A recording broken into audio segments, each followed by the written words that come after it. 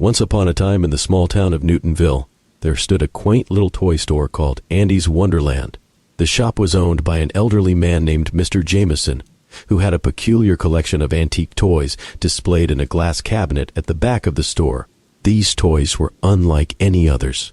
They had a lifelike quality. Their painted eyes almost seemed to follow customers as they walked by. One rainy evening, a young couple named Sarah and Mike stumbled into the store seeking shelter from the storm. They wandered around admiring the array of toys until they reached the glass cabinet. The toys inside were old but incredibly detailed. A cowboy doll with a stitched grin, a space ranger with a shining helmet, and a porcelain doll with golden curls. Mr. Jameson approached them, his eyes twinkling with an unsettling gleam.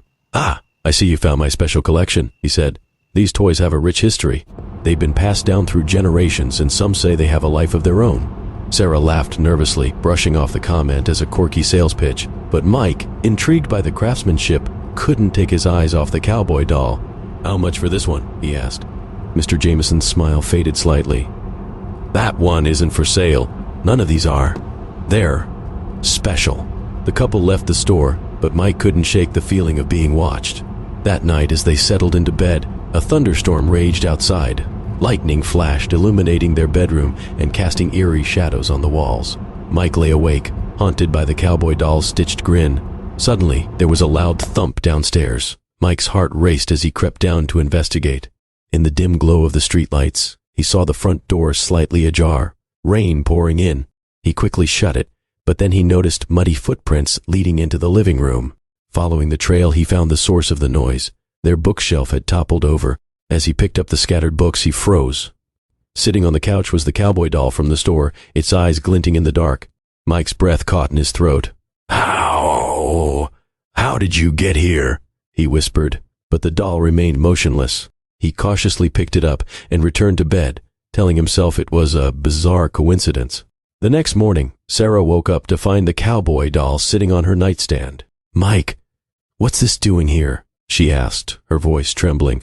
"I don't know," he replied, unease creeping into his voice. "Maybe we should take it back to the store."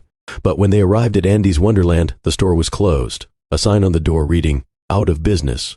Confused and unnerved, they decided to leave the doll on the doorstep and walked away quickly. That night, the storm returned with a vengeance. The wind howled, and the house creaked as if it were alive. Sarah woke to a soft, melodic tune.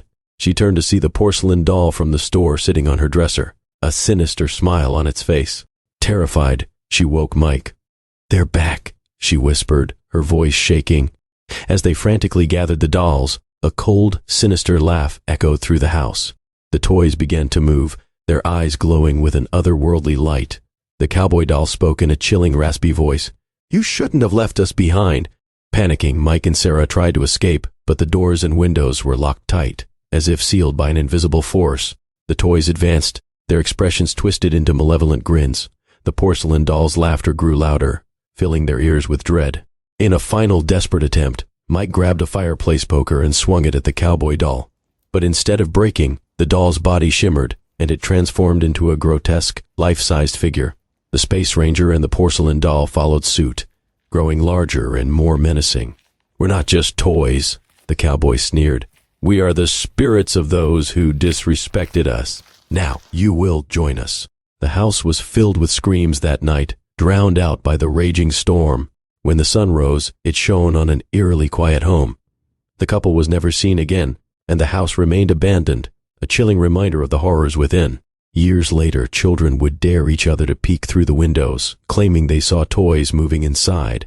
But no one ever ventured too close, for the legend of the haunted toys of Newtonville lived on, a cautionary tale whispered among the townsfolk. And in the old toy store, now boarded up and forgotten, the glass cabinet stood undisturbed.